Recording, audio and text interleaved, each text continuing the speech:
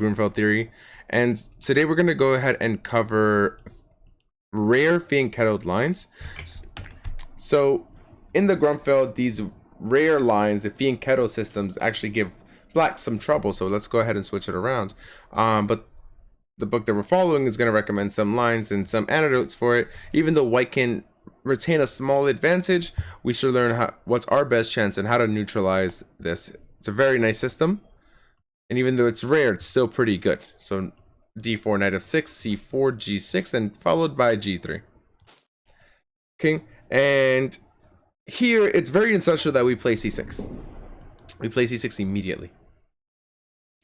It's probably our best try. d5, and well, they're probably going to get e4, and they're going to have a huge center. They're going to have Fianchetto bishop, but the book is recommending c6. Thank you guys so much for the follows. I appreciate you. And Jack, if you can go ahead and change it to something Grunfeld related, rare Fianchetto lines in the Grunfeld, that would be amazing. Thank you. So c6. So here we go. There are basically two moves here, but d5 and bishop g2, and then knight f3 after, right? So d5. So white unequivocally prevents black from playing d5. However, this has a little bit of drawbacks, and it uses a very important tempo to keep open the long file. So c captures d5, c captures d5, d6. So for me, this position is very easy to play just because we have the bishop here. So knight c3, bishop g7, bishop d2, queen a5. This is the key move. It disrupts white's normal development, and after castles, right? And then let's say he plays knight f3. Black can even fight for an advantage in a very complex game. So queen a5. Now bishop d2. This looks a bit awkward, but white faces some very difficulties. So like if you play e4 here instead of bishop d2, then we have bishop g4, forcing you to kind of play like some queen d2 and how is this bishop developing, right? And let's say you play knight g e2, or after g4, knight g to e2. Obviously you can't play f3 because of knight captures e4. Everybody sees this. You can't take here, right? Because of here. And you can't take here, obviously, because it's pinned. So if you take here, the knight captures c3, and if you try to play here queen d2, then even queen c5 is decent enough to hold the advantage, because the bishop is also holding the knight. So very nice. Hey, Sina, thank you for the raid, or the host. Thank you. I appreciate you. But the title.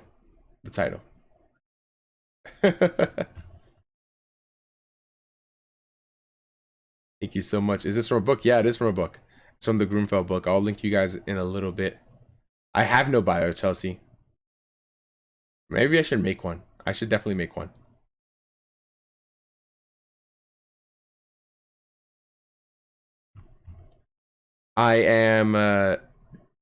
I'm American. I was born to Dominican parents. I speak Japanese. I speak a few languages. I like studying languages. I like talking to people. I play chess. I teach chess, and that's my bio. There you go. That's my whole bio, Chelsea. All right. So yeah, don't play e4. Instead, play bishop d2. It's very awkward, but best. And then you just castle. e3. So white has some problems completing his development, and as the vulnerability of his d-pawn renders moves like knight f3 and knight h3 impossible, people have also tried e4 and knight bd7, knight ge2, knight e5, castles, bishop g4, bishop e3, and maybe knight c4. And I think black is the one that's fighting for the edge, and it's an equal game with both players having chances. Very nice. So instead of e4, the main move that we're going to cover is e3 and knight b d7. This is how we're going to play against this feudal cannon system once they play d5. Knight b d7, knight g2, knight e5, castles, knight c4. And now this is a move that's always found in the Benoni, either knight c5 or knight c4, usually knight c5 though, and then play c4 and then put your knight on d3. But this is a very active knight on c4. So bishop c1, bishop g4. It seems like this is a very common move, so we need to take note of this move, and f3 just looks very illogical. So after bishop g4, queen b3, knight. Interesting. Queen b3, maybe rook f c8, right? Rook f c8, knight d4, bishop d7, rook d1, rook a b8, and h3. And then queen c5. With b5 coming next, then both players have a great game. So it's about just who has the best strategy after this. White retains a slight edge, as in most of it. I've wanted to learn Japanese for ages, but it seems so hard. Can I read kanji? Yes, I can read kanji, and I also teach. I teach some kanjis, or some kanjis. So if you want to learn Japanese, DM me. You can get the awesomeness. Okay, so instead of this, right, they have the option of, instead of playing d5, they have the option of playing bishop g2. Right, so this is the next line. And here we play d5. So very important that we play c6 and then d5. So white here has many, many options. And we'll look at some of them. So today we're going to look at b3, queen b3, and queen a4. The most common moves, knight f3 and c captures d5, are in the following chapter, so we'll learn them later, but they'll just transpose. So b3, this is a move that you see a lot in some kind of like, well, this is very, very common, right? Very simple ideas. Not the most popular move here, but it has nevertheless been employed in almost 50 games, and we're talking about GM games. So we're going to take on c4. Black seizes the chance to take advantage of white's slightly unusual move order. And after b captures c4, then we play e5. And this is basically the whole idea of the Grunfeld, is just to counterattack in center. This is a super fantastic idea. It's not often in the Grunfeld that black creates the option of developing his dark square bishop on the a3 to f8 diagonal. Okay, so if they play knight f3, maybe just e captures d4, queen captures d4, queen captures d4, knight captures d4, and you have to be comfortable playing these queenless middle games. Now bishop g7, after bishop g7, knight d2. Let's see if you play knight c3. This is kind of difficult, right? Because maybe we have like stuff like knight g4, now we're hitting these. So really, we have to be careful. So knight d2. And then knight f to d7. Moving this knight away and having this pin, and probably we're going to play maybe e3 or knight f3. And then c5. Note that if, let's say, we try to play here, then obviously c5 comes and it's even stronger. In most lines, we're going to play e5. And if we try to prevent this by, let's say, saying, okay, we're going to play here first, bishop e2, then I think just castling, knight f d7, and now bishop c3, and maybe knight b6, and this pawn's kind of loose, right? So instead of this, right, so after knight d2, c5, knight b5, like eyeing over here, captures on a1, check. King d8 captures on a8. And then knight a6. With the knight stuck on a8, white is in a very dangerous situation. Right, so we're comfortable on this line. So let's go back. So what if instead of that, what if instead of takes, we play queen b3?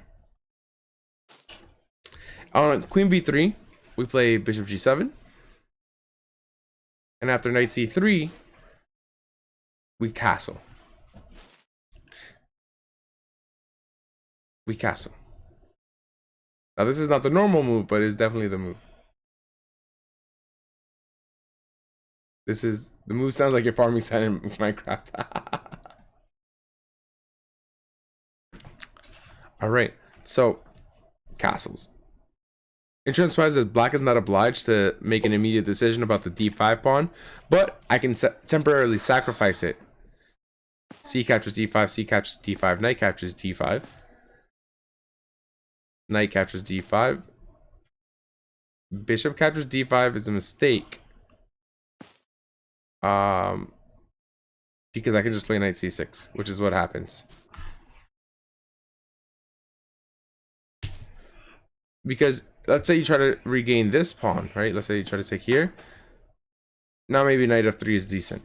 And now his pieces just get out. But if we take, oh, let's say, what happens if queen takes? This is the money question. Now we take on d4. Now this is okay. And let's say knight f, we can't play knight f3, right? Obviously. So how can you develop your pieces? And this is why that maybe this isn't that good. So maybe queen d8 takes on d8 and then knight f3, but now bishop g7, and now we're in a better line of what we're just in. So bishop takes, knight c6. Right, we're temporarily sacrificing a pawn. They have 7 to 6. Bishop captures.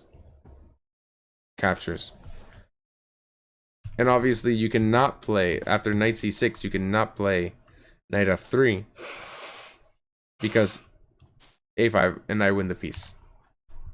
Say bye to the bishop. So knight c6, takes. Knight f3.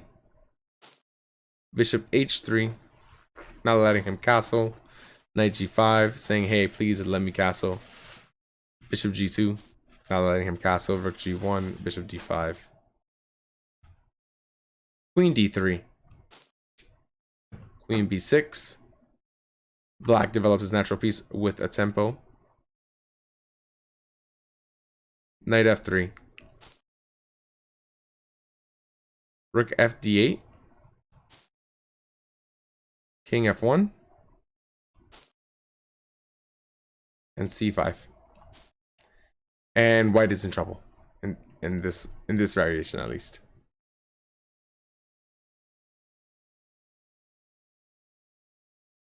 So really nice idea for black. Well, don't worry, we're gonna do a very fast recap at the end of all of these lines. So if not queen b3, then what about queen a4? So this unexpected queen sortie is not as strange as it looks.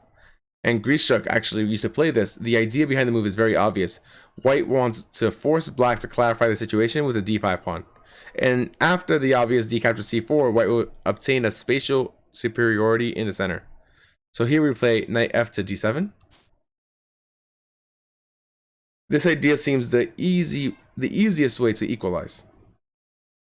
C captures d5, knight b6. If knight b6, queen d1. C captures d5, and we retain our d5 pawn. Knight f3. Bishop g7. Castles. b3. Knight c6. Bishop b2. Bishop f5. h3, very sneaky move. But this is a slight inaccuracy. e3 keeps the position balanced. But now, after queen d7, we're attacking here. King h2. Now bishop e4. Taking over the initiative. Knight b to d2. Rook f to d8. Knight e5. Bishop captures on e5. Knight captures on e4. Bishop captures on d4. Bishop captures on d4. D captures e4.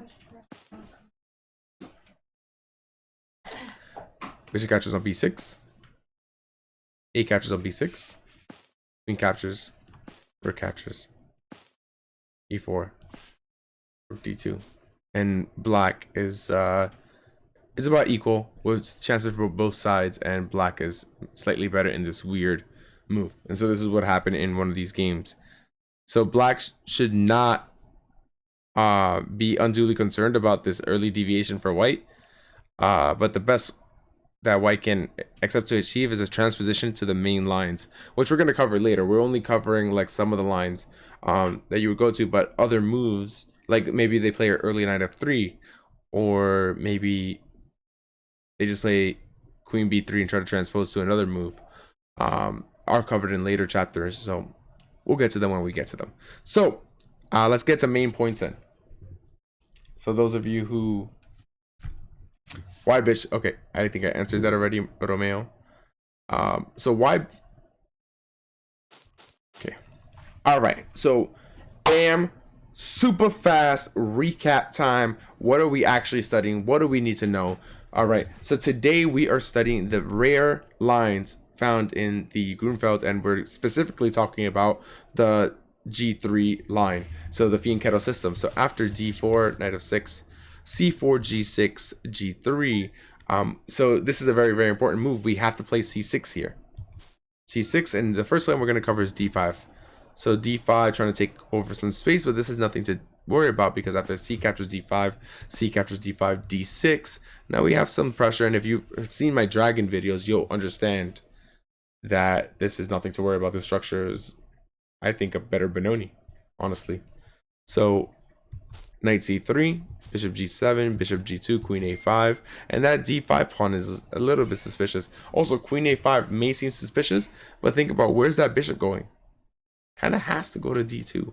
So we're forcing play here, and the bishop is very awkward on D2. I'd rather be on F4 or on G5, but yeah, bishop D2. Now if they play, if instead of bishop D2 they play E4, now we punish them with bishop G4, knight E2, and then we transpose into other lines. But we can even play bishop captures E2, and if queen captures, then we have some really nice mates. I'm not mates, but some really nice traps. And king has to capture, basically. So if F3, sorry about that. If F3, the knight captures E4, a really nice blow, because if captures queen D2, then we just play queen C5 and everything's A-okay. So back to bishop D2. We just castle E3. And if they can play E4 here as well, and after E4, knight BD7, knight G2, knight E5, castles, bishop G4, bishop E3, and knight C4. It's a very similar play to what we're gonna look at here. So after E3, knight BD7, knight G2, knight E5, castles, knight C4, bishop C1, bishop G4, queen B3, rook FC8, knight D4, bishop D7, rook D1. Rook AB8, getting all of our pieces active. H3, queen C5. Queen C5, and with the idea that we want to play B5. And both sides have play here. Now, you're probably wondering to yourself, hey, Japanese tutor, after G3, they don't and C6, they don't have to play D5. Yes, you're totally right. You can play bishop G2 here. Now, bishop G2, we play D5 immediately, and then there are three lines here. There's B3, there's queen B3, and then there's queen A4. We're going to cover these today. So after B3, C captures, and now this is a very nice line. C captures, and now E5 breaking the center. And we have the option to develop our bishop either on the F, or utilize our bishop on the F8 square to the a3 diagonal, or on the g7, or h8 to a1 diagonal. So we can choose here. Knight f3, e captures d4, queen captures, knight captures d4, bishop g7, knight c3, and knight c3 it's a little dubious because of knight g4. So in the book, they actually recommend to play knight d2, and we should play knight f7. Now we're attacking here, and this line is very, very strong. e3, c5, and after this, we take the rook. Boom, they check. Take our rook. Knight a6. The knight's in trouble, and black is doing just fine here. So instead of this line, they also have the queen b3 line. So what? Oh, oops! After this, d5 here. So they have queen b3. And here we just play bishop g7, takes, and we can temporarily sacrifice the pawn by taking. Now there's a lot of lines here. If queen takes, then just bishop takes, and it's a very easy game. Bishop takes, knight c6, very important move. Takes, and now we get a lot of play for that one pawn, and after this, just c5, and it looks like we have a very good position. We have a lot of compensation for that one pawn. Next, okay, so what if they don't play? So after bishop g2, d5, what if they just go ahead and say, okay, just gonna play queen a4, trying to settle this idea, like, hey, do something with this d5 pawn. We say, you know what? You're right. I'm gonna do something with the d5 pawn. So you play knight fd7, say you take it first, and then bam, I'm going to keep a pawn on d5. Queen d1, c captures d5, knight f3, bishop g7, castles, b3, knight c6, bishop b2, and bishop f5. Already quite a good game. After h3, we play queen d7, attack their stuff. Ideas like a5 come to mind, but bishop e4, taking the initiative. And here, rook f d8, knight e5, bishop captures e5, knight captures e4, and a whole bunch of trades are about to happen. Don't get scared. This is completely calculated. Takes on d4, takes on d4, takes on e4, takes on b6, takes on b6, takes on d7, takes on d7, bishop takes e4, and rook here, and both players have a great game.